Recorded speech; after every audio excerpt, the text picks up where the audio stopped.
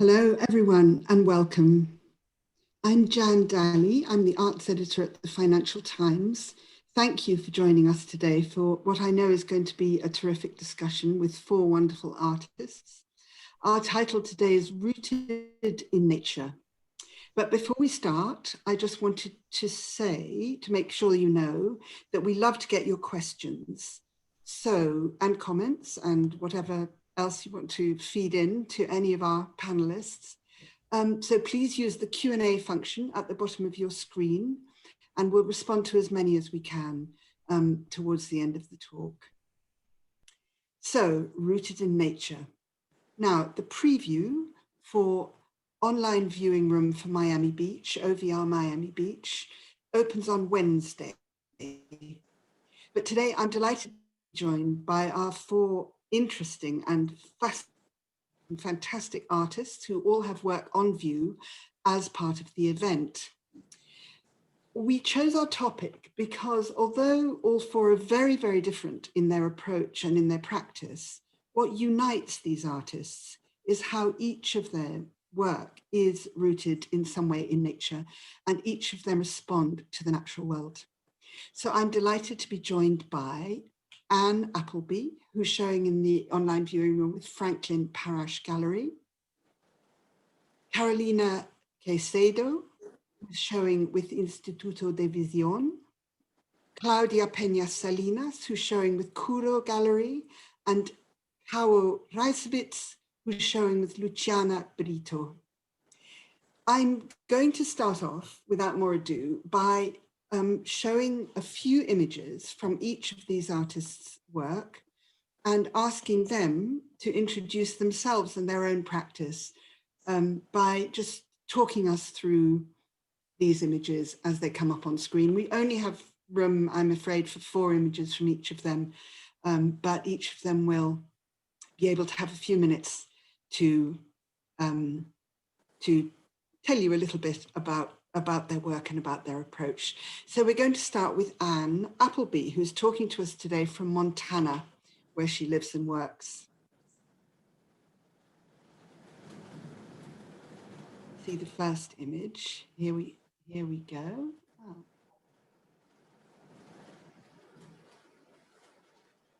Oh. This is actually a landscape. It's called Big Hill or Mineral Hill, and it's basically about ascension. And if you look up the upper left-hand corner, you can see a tree, and that little corner is all that you can see of any kind of a horizon line. So the idea was to it talks about ascension, but also kind of like the human figure being totally immersed in the landscape. Yeah, and kind of just merging with it. This is a series of paintings I made for the Franklin Parish Gallery in New York, and these are called First Light and Last Light. And I'm working on an exhibition right now for the Missoula Art Museum, which was canceled. It was supposed to be this past August, but due to COVID, it's not going to be until the following August. So this is kind of the springboard for the exhibition, and it's taken from the idea of Ojibwe, which is First Nations in the United States and Canada. And it talks about a sudden death and how when one is trapped in all of a sudden, it's a sudden death. They don't, excuse me, know whether they're alive or dead. And they tend to wander through this kind of twilight.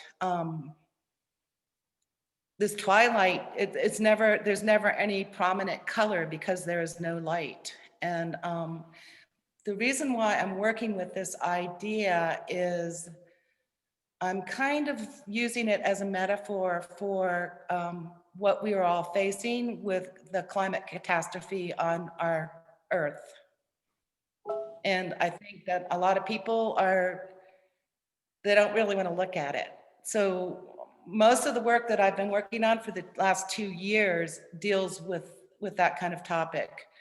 This is a commission from Dr. Panza, and it is in Sassuolo, Italy, and it is at the Palace Ducal.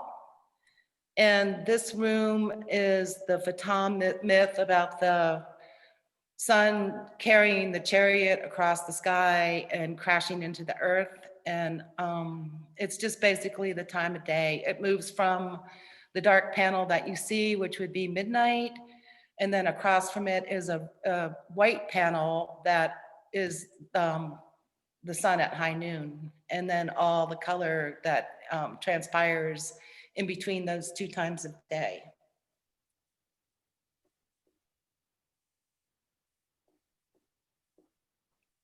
Hi, everyone. Thanks so much for this invitation, Toby, for organizing this. This is a piece from a series called Water Portraits. It's called Multiple Clitoris. And it's actually an exercise in learning landscape. So it dialogues a little bit with Anne's work, kind of challenging the idea of landscape. And in this sense, actually portraying a body of water. This is a portrait of the Iguazu Falls between Brazil and Argentina. And understanding bodies of water as, well, as political subjects that have agency to turn the course of events. So exercising portraiture and building a relationship through these portraits with these bodies of water. It's printed on fabric, so it's a remix of a photograph I took, and then it's a print on fabric, this malleable surface that allows it to be installed in different ways and to inhabit different surfaces. This sculpture is called Mãe de Águas Livres, Mother of Free Waters. It's a part of a series that's called Cosmotarrayas or Cosmonets. It's made using traditional fishing nets or artisanal cast nets, in this case from Portugal. And then I bring the net to the studio and dye them and give them forms. But it's understanding the net as a its own cosmogony for people in the front lines of environmental justice, traditional fisher folk, exactly. And understanding the net as, as how probably our society would work better. It's porous, malleable, it captures sustenance, but lets the water go by. And it's part of a wider body of work that looks at how infrastructure such as dams impacts bodies of water and also communities that are connected through rivers. This is part of the Cosmotarraya series too. It's called Poça, which means puddle in Portuguese. It's meant to be an eye that looks back at you, that looks back at the audience. It's a hand-blown glass, and then the smaller fishing net kind of trapping it to the wall. And it's the water looking back at us and holding us accountable for the way we've treated her. This is a smaller piece. It's called Amulets for Dark Skies. I envisioned this piece last year. My country, Colombia, is a country with a lot of environmental conflicts. The country where I live in, the United States, is a country with a lot of environmental conflicts. And I wanted to make a series of amulets that the audience could actually kind of carry or hold them, in their hand as a way to, kind of conjure protection for the land and water protectors who are on the front lines, but also kind of reclaiming the quality of some of the minerals that are being extracted. So actually in those glass hours, there's gold, silver, and also there is in the kind of round glass shape, there is arsenic. And there was different combinations, like these little shelves had different combinations of the different amulets I did. But other shelves contained mercury and other minerals that are used in the extraction of these, more kind of precious metals or precious minerals, kind of reclaiming the ritualistic quality of these minerals and, making these little objects or these little amulets for land and water protection. Hi, everyone. This is a piece that's on a panel. It's a wax piece that's using imagery from a postcard of a series of these that are taking imagery from these postcards of waterfalls. And I think the name is Atli Temojanwan, which means falling water or cascading water. And it's a word from Nahuatl, which is an indigenous language in Mexico. And the interest for me in this work is how I can take a copy, because these are all Xerox copies that have been transferred into the wax by a kind of rubbing motion. It's all very gestural, even though it appears to be very mechanical. So kind of transforming that image into this other form that renders it unique. That sort of seems to be one of the interests for me. This is, I am forgetting the name of the piece exactly, but for these, this piece and the next one we're gonna see, I'm taking the name of a water deity that I've been working with called Chachuetlicue. She's the Aztec goddess of water. And each square is the word, a word from her name. So this one would be Atlicue. So each, it would be 9 letters. And I think the other one was Hue.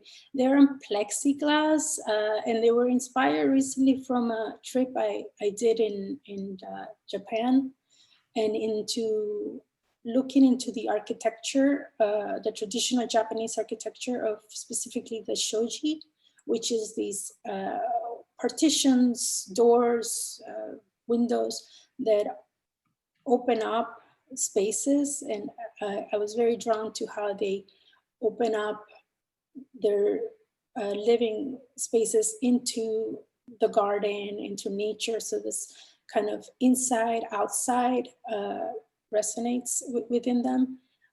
They are, like I said, it's brass, it's a thread that I hand dye, and that's what keeps all the squares together. And then the plexi, that it's not reflected in the image, but you would see a lot of transparency. You would also see shadows cast, which gives a space its own other kind of ethereal feeling or so. So yeah, this is again taking the one word from the deity name. This would be I, and it's a piece that's often these go on the floor.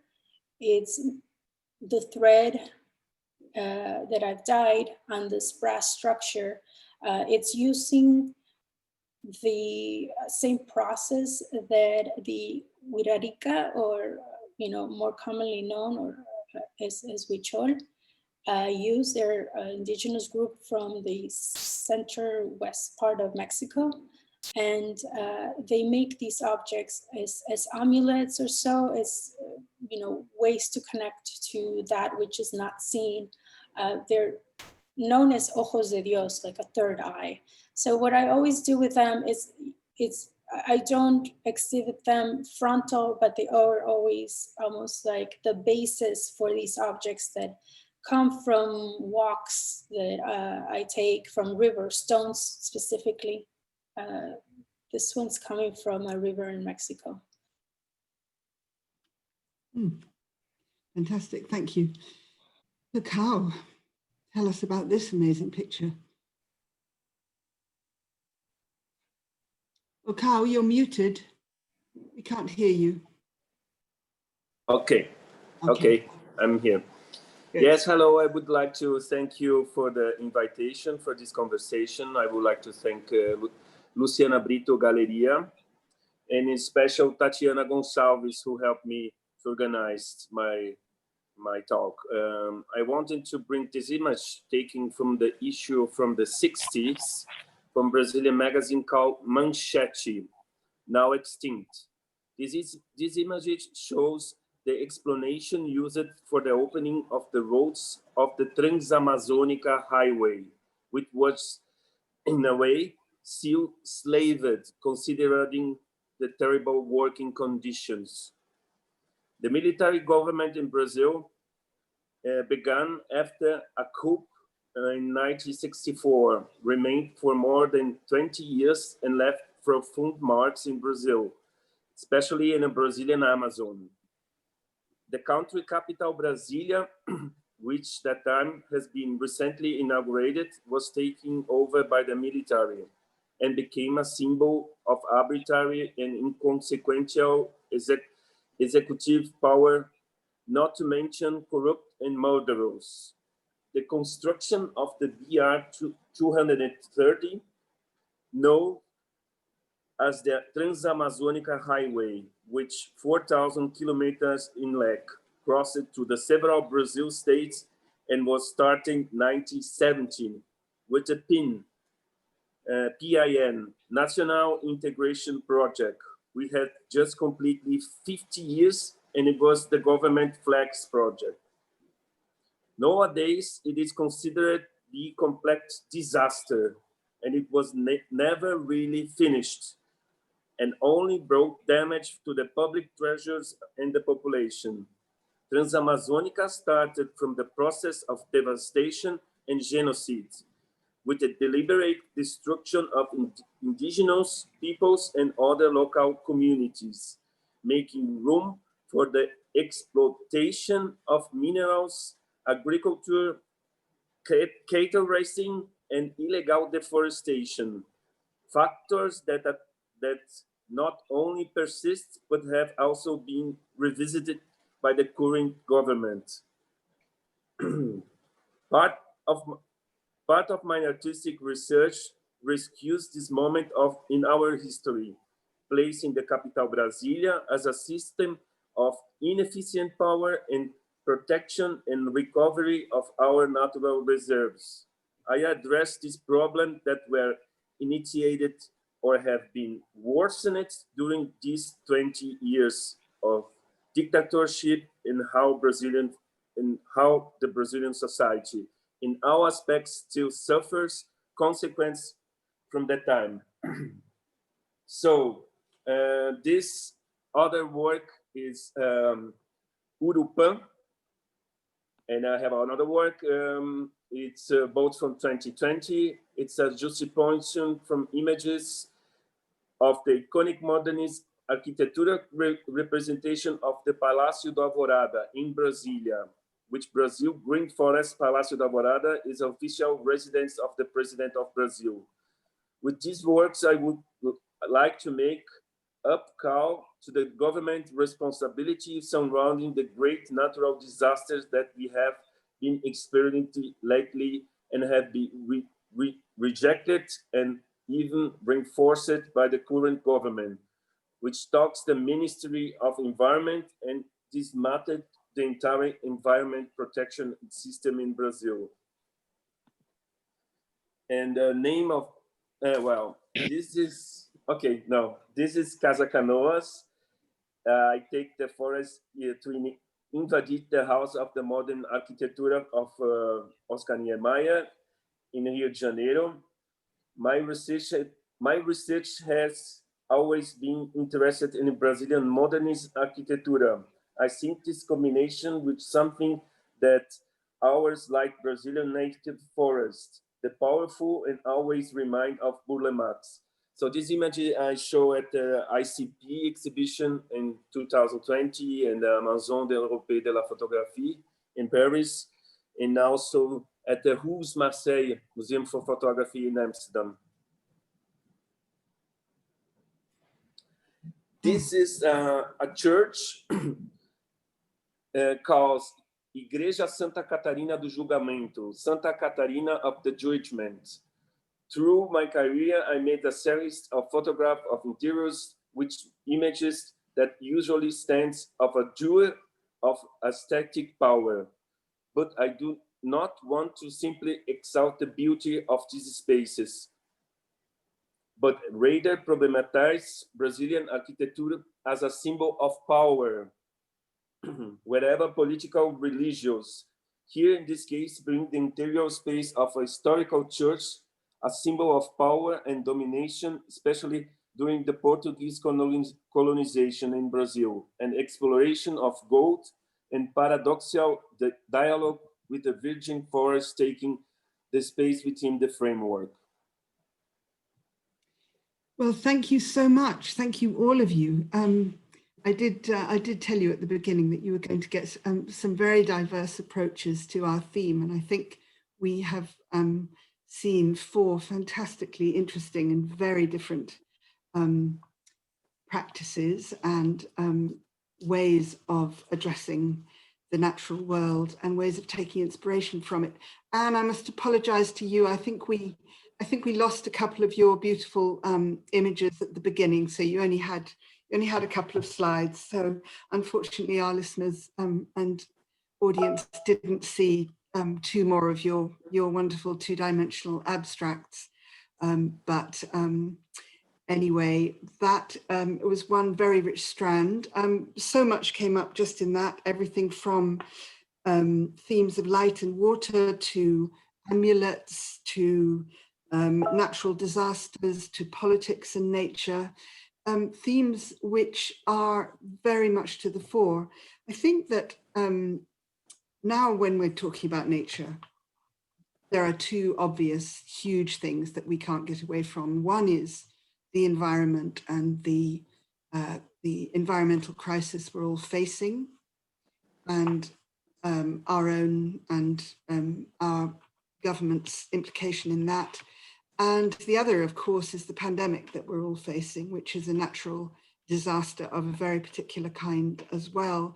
Perhaps not one that artists are directly dealing with yet, but I'm sure they will.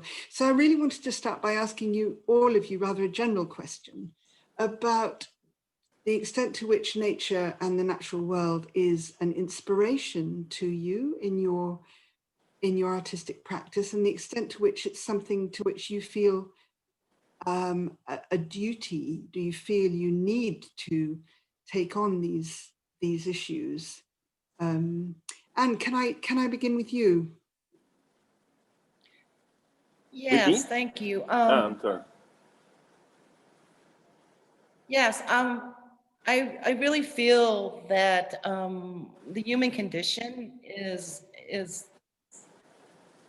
such a paradoxical thing because of the struggle that we have always experienced through war and through greed and extraction from the earth, and it's brought us into this this position, you know, with pollution, where a lot of people don't have clean water or clean air.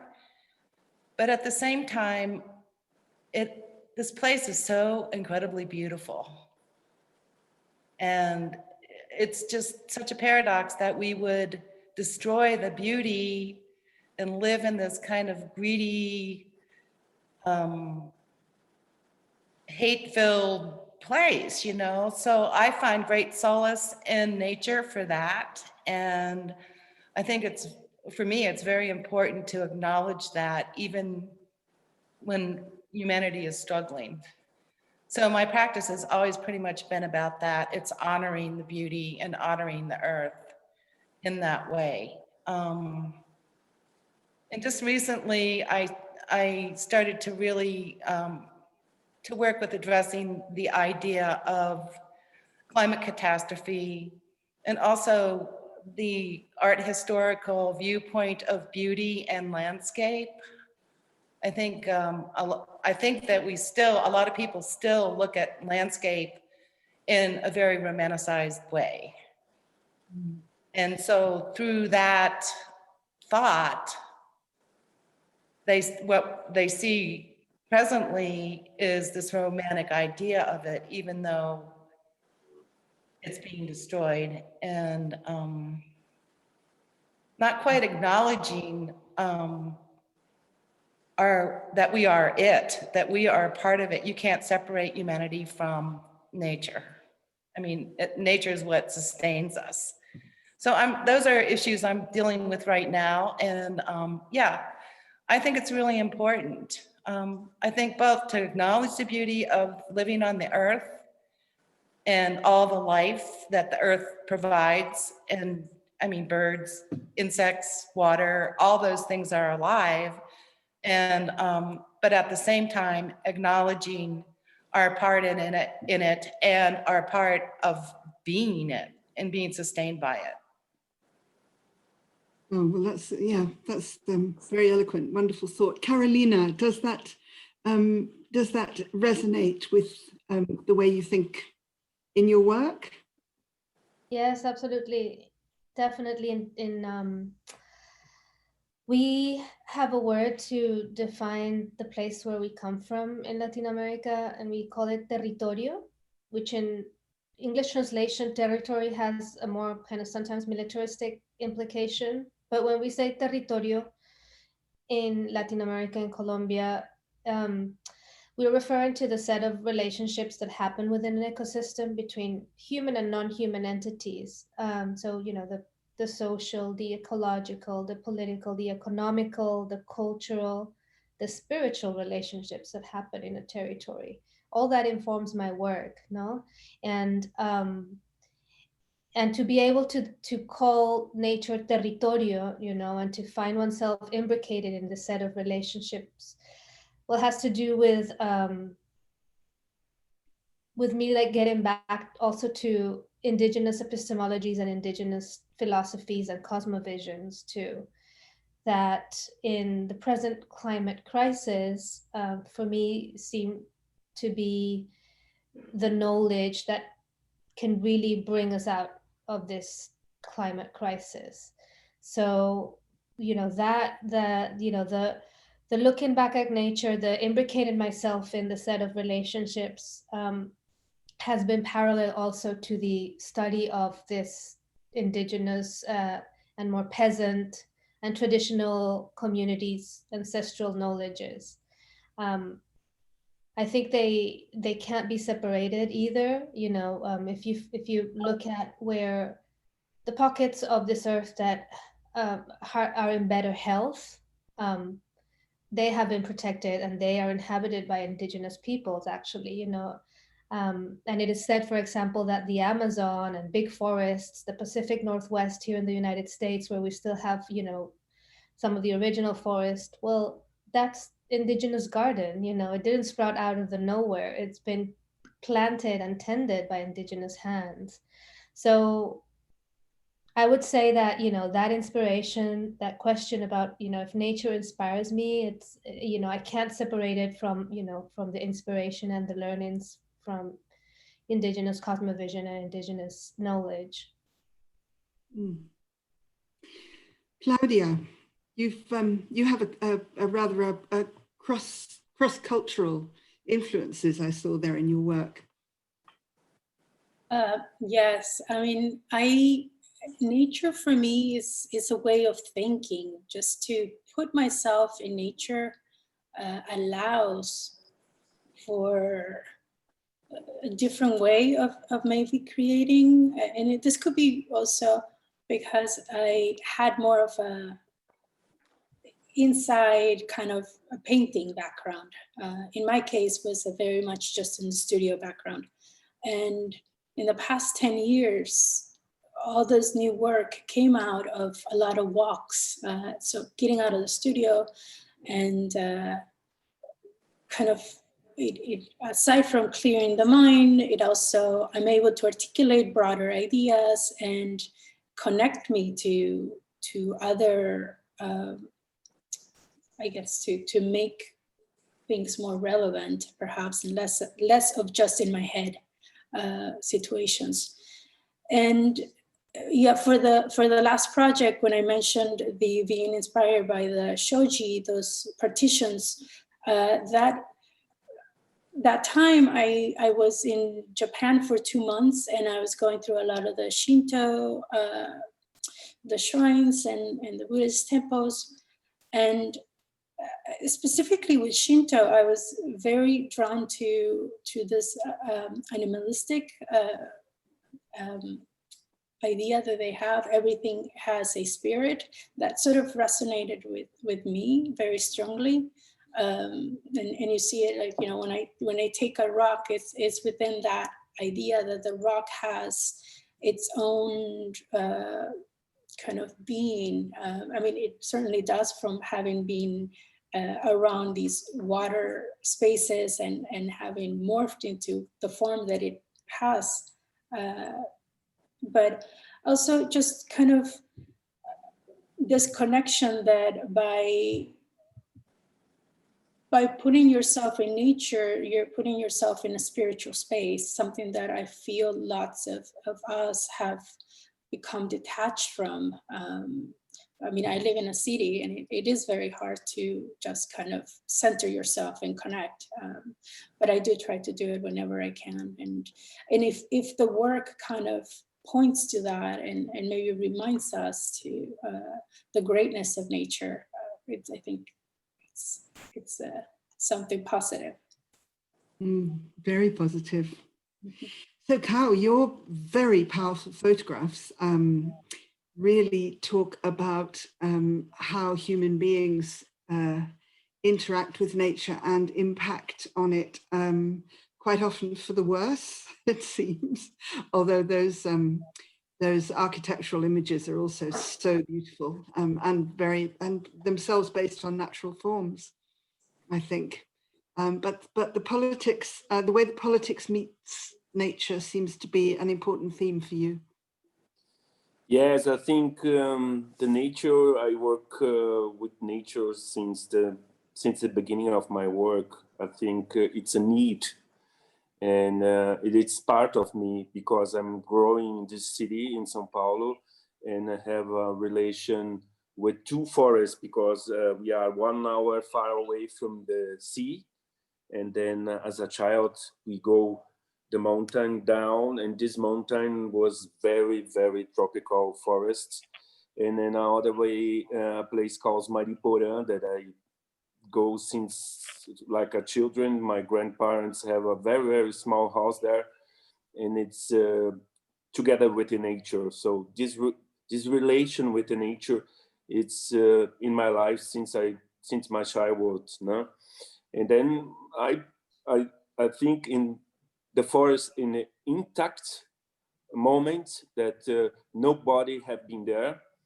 In another way, the way of the occupation of the nature. No, it's I'm all the time speaking about these two situations. No, and also about the representation of power. When I was invited to represent Brazil at the Venice Biennale, I show exactly this kind of interiors.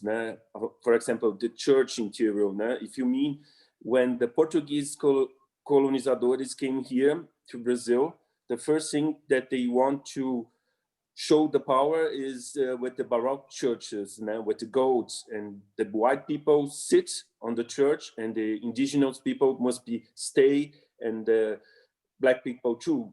So it's a kind of dominance since the beginning, no? And for me, nature is very important, much more important right now, because we have a very strong government that reminds the dictatorship, and we have people, they are killing our forests, and this is not our forest, it's the forest from the world. So we are speaking about something very important that happened, no? And especially this government don't work and don't take care about a lot of things. No? This is just one part. So for me, it's a need, it's necessary. It's necessary to speak about this. It's necessary to speak about the government, the actions of the government, and the importance of the nature, like the indigenous peoples. I was speaking with friends of me, artists, and I could believe that in a future with another government, that could be super necessary to have a ministry of the indigenous people, because they are super important. They are the people from here. The rest is colonization. And this kind of ideas surround my work. Yeah, well, very important themes there. I wonder whether you all feel, and I'll just throw it open now, anybody who would like to answer, and please discuss as you like. Given the climate crisis that faces us all, and it's particularly relevant, in fact, given that we're talking about your works being in, I mean, no, your works are not in Miami, but they would be in Miami if they could be. And Miami is a place which is particularly on the front line as far as things like rising sea levels and other elements of the environmental crisis that's facing us. Do you feel that artists have a responsibility towards this? I mean, it's a heavy load in a way to put on artists, I always feel, because people do look to you to kind of take a lead in this, but there's no particular reason why you should, just because you want to work with nature and you are inspired by nature. What do any of you feel about that? Who would like to answer? Do you feel that you have a responsibility, that you can take that on? Do you feel you can make any change happen? Ooh, I've silenced everybody. I think I personally feel, and you did ask that in your first question, a calling to change the narrative. So as artists, we have, we're trained in making images and creating images and in deconstructing images too, which I think is what Caio does a little bit with his photographs. He deconstructs this architecture by juxtaposition. But, deconstructing images is like to show, a hidden truth that lies behind an image, like with corporate media, with fake news, with social media rampant. There's a lot of oppressive imagery out there. And as artists, I think we do have the opportunity to challenge and to create counter narratives through the images we create and we deconstruct through our creations too. And I think, in a way, we do, I mean, artists historically have done that, have, created counter narratives and work together also with other people in other disciplines also to, deconstruct that oppressive imagery, right? And every ideology has a visual wing, right? And we're living, a rise of neo-fascism everywhere, or blatant fascism everywhere. And that comes together also with a set of imagery through corporate media, through social media, through fake news. I think it's very important that as artists and also artistic institutions, call it museums, galleries, art fairs, also become spaces where we can challenge those oppressive narratives and create and make space for counter narratives. And, in the case of environmental crisis and what you call natural disasters, but I prefer to call environmental crimes, we do have to create those narratives, hold people accountable, and art becomes a place where these dialogues and these debates can start. I don't think we can change them or we need to change them, but we can help with the construction of these other narratives and these other imaginations. We have to work together with lawyers, with activists on the front line, with scientists, with politicians. So it's not only our job, it's everyone's job. That's true. Would anyone like to come in? I believe the same that Carolina was talking. I think it's a much more interaction from every part of people, not just the artist. I think everything must start to be work more together. And of course, if I do a piece of art, I believe to show my reflection about what I'm feeling. For example, this year, all this period in Corona, that I stay quiet at home, and the reflection of everything that I do. I have been the last 10 years, like 5 times in China. The first time was super strange, and the second time was also strange. And then I really start to understand the people at the end. No? It's so difficult. It's so different culture. So Japan also And I think it's really necessary to show your feeling with your artwork, and I believe that people who see my work, it can be touch something, that can be move something for reflection, for this kind of moment that we live. Fascinating. Well, Anne, I saw you nodding your head when Carolina was speaking. I mean, yours, in a way, is the most of all the four of you. Yours is the most abstract work, but it still speaks very strongly to the same themes, I think. Yes, that's true. But one of the slides that we didn't look at is also, it's almost a photorealist looking painting. And I'm working on some of those right presently. And yes, but they're in black and white. So it's back to that idea of not being able to. Ah, we've got there it. you go. Good. Okay, good. Yeah, it's that idea of not being able to see the earth and the beauty of her in light. And it's also the idea of that romanticized, the images that I'm working with are very sort of like romantic, you know, landscape type things. And in a way, I think they're stunning piece. That's a painting, you said. Yes. Yeah. Wow. So it's a big fluctuation because I'm incorporating this kind of work with what you see behind me and the first light, last light that we saw in the previous slides. Yeah. So kind of like that juxtaposition between, yes, that's, yeah. So it's, you know, I'm really trying to explore ways of talking about these ideas without like radically hitting people over the head, like preaching to the choir, but rather on a more hopefully poetic way of opening that up and allowing people to come in and hopefully reflect on what's going on in the best capacity and where they are as people in their consciousness. Yeah. Claudia, you also don't you don't preach in your work. It's quite gently elusive and metaphorical. Is that a deliberate tactic? Yes, I like the word you use, and poetical, because I think that there is more. You can get your message across perhaps more through beauty, through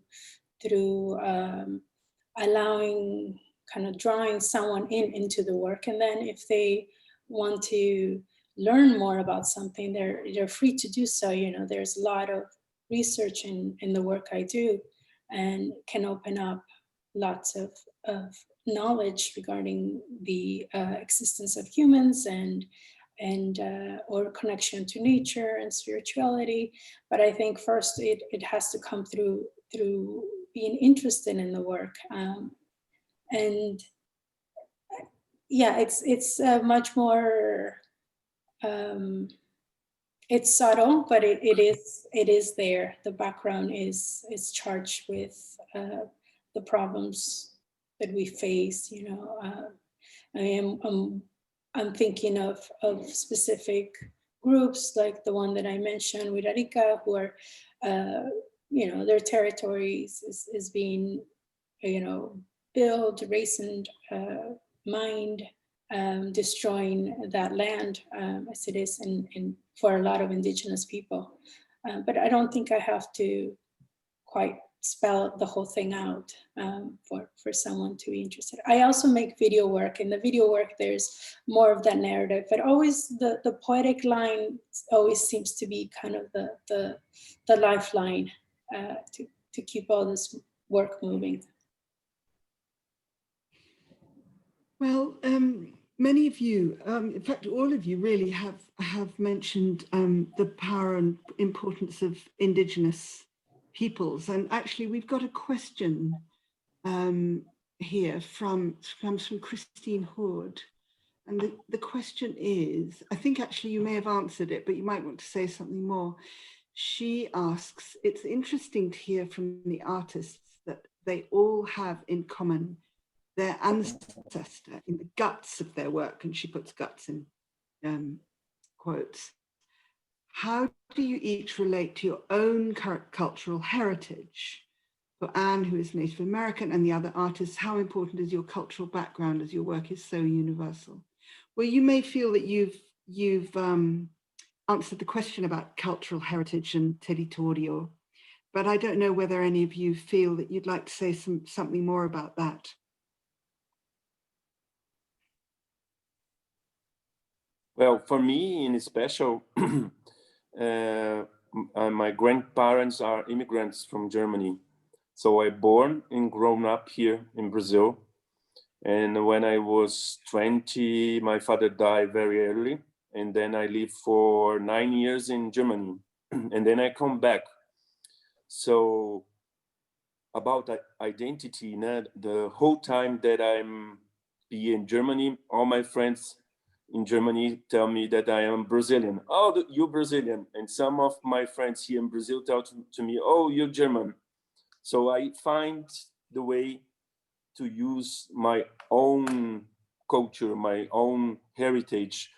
Of course, I have a relation with histories that my family told me when I was child from Germany, from the war, from the difficulties and everything what happened.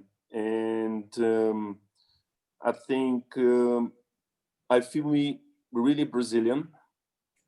And for me, it's super important to speak about Brazilian.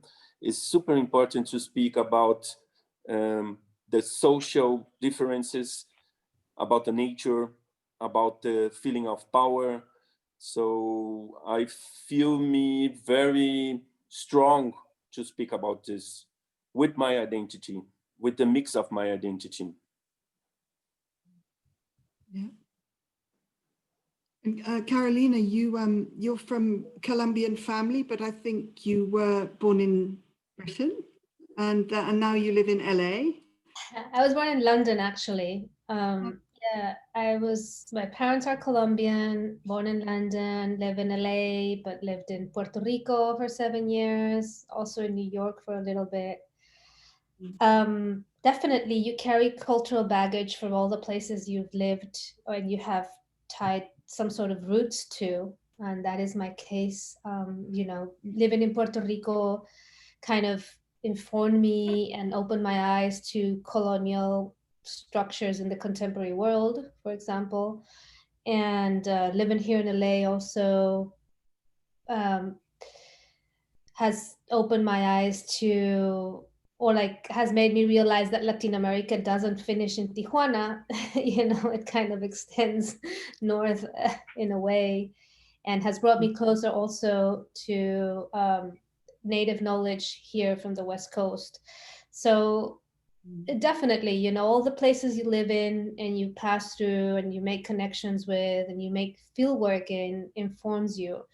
I actually call my methodology of fieldwork spiritual fieldwork, because through fieldwork, I want to tie stronger relationships to a place or to a community, right? There's nothing scientific about my fieldwork in trying to keep a distance or an objective perspective over an object of study, but all the contrary.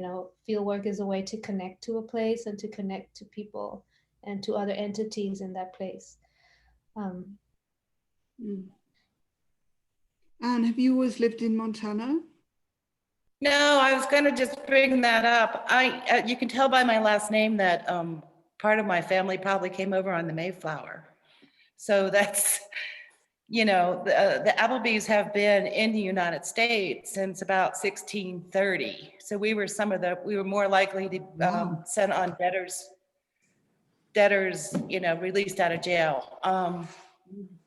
And some of them went into the wilderness, which at that time would be Western Pennsylvania and Ohio. And others stayed in Harrisburg, Philadelphia. So I grew up in Pennsylvania and moved to Montana to attend the University of Montana. And that's where I became more engaged with my Ojibwe roots. Because, you know, being on the East Coast, there wasn't much of that going on. And it was a real learning process for me. But I also feel like I am similar to Caio, just kind of like, you know, you're caught, like all of us, we're all caught between these worlds, you know, these multicultural worlds. And what I was taught was that we all are family, and everyone has red blood regardless of what color your skin is. That's completely right. Absolutely. Claudia, do you want to come in? Oh, yes, I agree. Absolutely. Claudia, do you want to come in on this, or shall I take another question? Would you? You can take another question. Well, I mean, only because sadly our time is going very fast. We've got several questions about political and activism, but I think we have covered those. But I've got, perhaps not surprisingly, I've got quite a few people asking questions about the virus. And whether there are various ones about the effect on the natural world. But I think really the main question that people want to ask you is whether you feel it's going to affect your work in any way, whether that reflecting the pandemic and the realities of the pandemic is something that will, you know, probably not instantly, but do you feel that this is going to be a powerful inspiration in the months and years to come, because it's been such a cataclysm in all our lives? Claudia, you start on that one. Yes, it is a good question, and one that I've been sort of asking myself, because I mean, it is going to take a long time for one to, at least for me personally, to make work that reflects on this time. That's partly because that is my practice too. I'm always sort of gathering things, and it takes me a few, you know, years sometimes to get into that subject or even objects that I've collected. So I don't think that this will be different. What that work would look like, I'm not sure, but I don't see how we couldn't, in some way, you know, we are artists, we work with things of the world. How could you avoid not doing something with such a big, you know, moment in our human existence?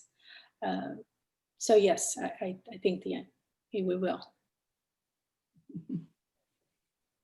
What about anyone else? Do you feel inspiration bubbling up from this from this pandemic situation, or is it, or do you find it rather negative? I mean, I know some artists found it quite crushing, not rather the opposite of inspiring. Sorry, Caio, go on. No, I just want to speak about, in this period of pandemic, my practice. I go to my studio every day, and I start to do handmade collages. And I didn't show these collages from anybody, just for Luciana for a few weeks. And I believe this work needs a time. I think it's a work that I'm doing this moment, and maybe I can close this and just open in 10 years or 20 years. I think it's a so complex situation, and I don't know why, but I feel that this work in special, I don't want to show now. I want to show in another way, in another time. for find the point of these both works that I'm showing at Art Basel Miami by Luciana. I work months and months and months and months thinking about what happened, and for us we have a double difficult situation because we have a government that it's terrible. It's like I really need to stop to hear news, because if you hear some more news, you become depressive. It's very, very sad what happened here. And then work in my art was a very good way to find my balance. And well, the practice in this period it is very intensive. Mm. So that's a very good use of time. Have you felt the same, Anne? Do you feel that it's been well, you might feel the same about your government until just recently. I live by myself in the mountains, and I have a lot of solitude, which is great for being an artist and particularly being a painter. So yeah, my life really hasn't felt that much different but it was like I tease with my friends. I'm like, wow, I thought I was isolated before, and now I really feel isolated. And but it's intensified my art practice and meditation practice, and I think we're all going through, that, going more inner, which I think is great. And yeah, it's nice to see the world slow down, and I'm so grateful that I'm used to it. Just used to the solitude. Yes, yes, yes, because otherwise you might suffer. Now, I have no idea what's happened to our hour. But it seemed my clock is telling me we have literally 2 minutes left. I'm so sorry. But maybe Carolina, you'd like to leave us with a last thought. I also want to thank you all so much for your thoughtful and very, very thought-provoking ideas. But Carolina, just to finish on, tell us whether you feel that this time has, I suppose we're really talking not just about the pandemic in society, but in relation to the natural world as well, and to you personally. I think it has definitely made the whole art world kind of stop in its tracks and maybe rethink some of its gears, hopefully, in terms of sustaining practices and in terms of carbon footprint from our travels, from our shippings. Those are the things that I've been thinking about, and how can I personally become more relevant as an artist in my immediate local community. It's going to be difficult because we are such a big, industrial complex, if you wish, the art world is. So I don't know, it's been a good time to reflect. I haven't arrived to any answers. It seems that stuff is regaining slowly its track also without much change. It's just a question for all of us, I think. Well, a good time to reflect, and that's really a wonderful note on which to end. I'm sorry that we can't talk longer, because I think we could go on for ages. This is such a fantastic theme, and all of your work is so inspiring. There's much more to talk about, but thank you very much, all of you. And I have to thank you on behalf of our audience, because they can't do it in person, but I have lots and lots of messages to say how much they've enjoyed this and how much they've appreciated your time and Thank you, your everybody. wisdom. Thank you. Have a good day. Thank you. So thank you.